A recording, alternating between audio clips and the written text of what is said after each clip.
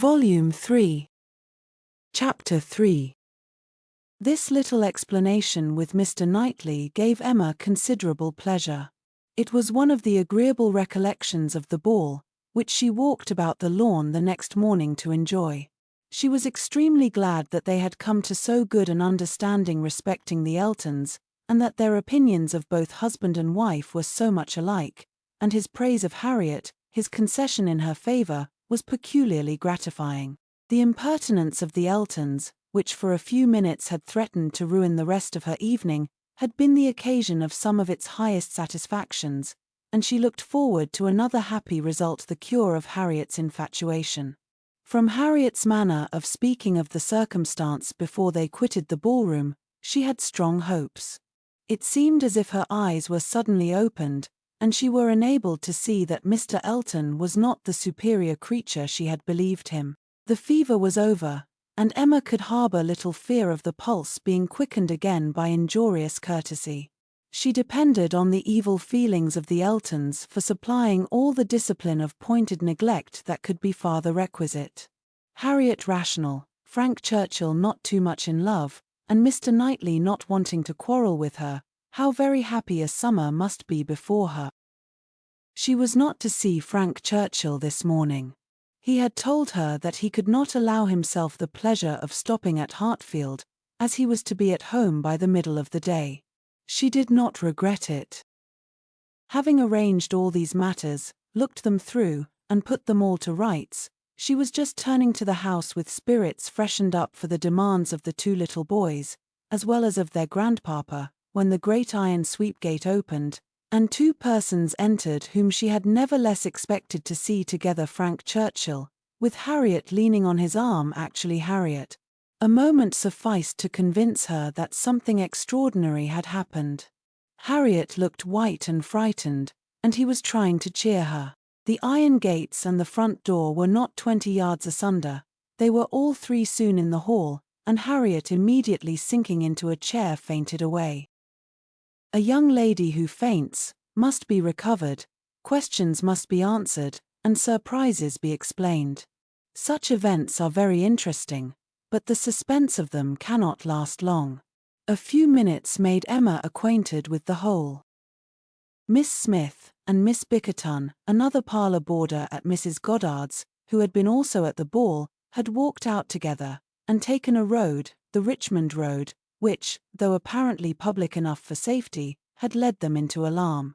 About half a mile beyond Highbury, making a sudden turn, and deeply shaded by elms on each side, it became for a considerable stretch very retired, and when the young ladies had advanced some way into it, they had suddenly perceived at a small distance before them, on a broader patch of greensward by the side, a party of gypsies.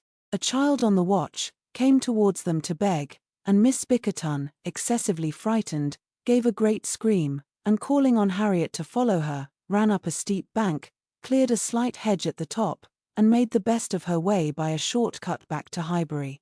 But poor Harriet could not follow. She had suffered very much from cramp after dancing, and her first attempt to mount the bank brought on such a return of it as made her absolutely powerless, and in this state, and exceedingly terrified, she had been obliged to remain. How the trampers might have behaved, had the young ladies been more courageous, must be doubtful, but such an invitation for attack could not be resisted, and Harriet was soon assailed by half a dozen children, headed by a stout woman and a great boy, all clamorous and impertinent in look, though not absolutely in word. More and more frightened, she immediately promised them money, and taking out her purse, gave them a shilling, and begged them not to want more, or to use her ill. She was then able to walk, though but slowly, and was moving away, but her terror and her purse were too tempting, and she was followed, or rather surrounded, by the whole gang, demanding more. In this state Frank Churchill had found her, she trembling and conditioning, they loud and insolent. By a most fortunate chance his leaving Highbury had been delayed so as to bring him to her assistance at this critical moment. The pleasantness of the morning had induced him to walk forward, and leave his horses to meet him by another road, a mile or two beyond Highbury, and happening to have borrowed a pair of scissors the night before of Miss Bates, and to have forgotten to restore them, He had been obliged to stop at her door and go in for a few minutes. He was therefore later than he had intended, and being on foot, was unseen by the whole party till almost close to them. The terror which the woman and boy had been creating in Harriet was then their own portion. He had left them completely frightened, and Harriet, eagerly clinging to him and hardly able to speak, had just strength enough to reach Hartfield before her spirits were quite overcome. It was his idea to bring her to Hartfield. He had thought of no other place. This was the amount of the whole story, of his communication and of Harriet's as soon as she had recovered her senses and speech. He dared not stay longer than to see her well. These several delays left him not another minute to lose, and Emma engaging to give assurance of her safety to Mrs. Goddard, and notice of there being such a set of people in the neighbourhood to Mr. Knightley, he set off, with all the grateful blessings that she could utter for her friend and herself. Such an adventure as this, a fine young man and a lovely young woman thrown together in such a way, could hardly fail of suggesting certain ideas to the coldest heart and the steadiest brain. So Emma thought, at least.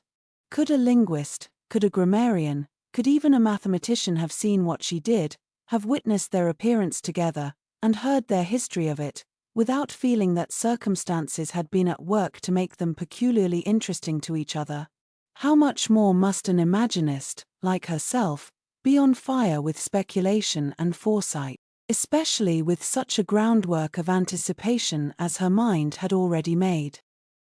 It was a very extraordinary thing. Nothing of the sort had ever occurred before to any young ladies in the place, within her memory, no rencontre, no alarm of the kind, and now it had happened to the very person, and at the very hour, when the other very person was chancing to pass by to rescue her.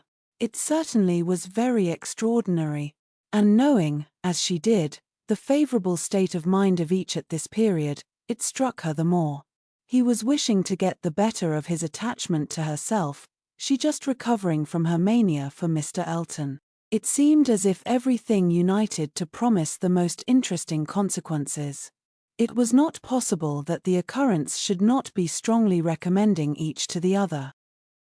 In the few minutes' conversation which she had yet had with him, while Harriet had been partially insensible, he had spoken of her terror, her naivete, her fervour as she seized and clung to his arm, with a sensibility amused and delighted, and just at last, after Harriet's own account had been given, he had expressed his indignation at the abominable folly of Miss Bickerton in the warmest terms. Everything was to take its natural course, however, neither impelled nor assisted. She would not stir a step, nor drop a hint. No, she had had enough of interference. There could be no harm in a scheme, a mere passive scheme. It was no more than a wish. Beyond it she would on no account proceed. Emma's first resolution was to keep her father from the knowledge of what had passed, aware of the anxiety and alarm it would occasion, but she soon felt that concealment must be impossible. Within half an hour it was known all over Highbury. It was the very event to engage those who talk most, the young and the low, and all the youth and servants in the place were soon in the happiness of frightful news. The last night's ball seemed lost in the gypsies. Poor Mr. Woodhouse trembled as he sat, and, as Emma had foreseen, would scarcely be satisfied without their promising never to go beyond the shrubbery again.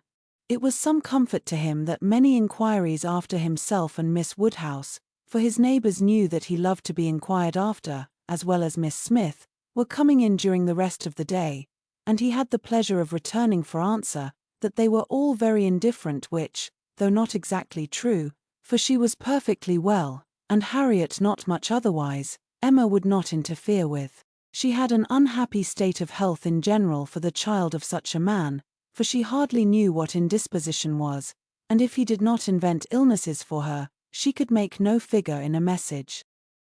The gypsies did not wait for the operations of justice, they took themselves off in a hurry.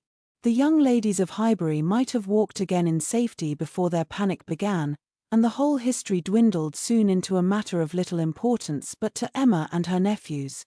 In her imagination it maintained its ground, and Henry and John were still asking every day for the story of Harriet and the gypsies, and still tenaciously setting her right if she varied in the slightest particular from the original recital.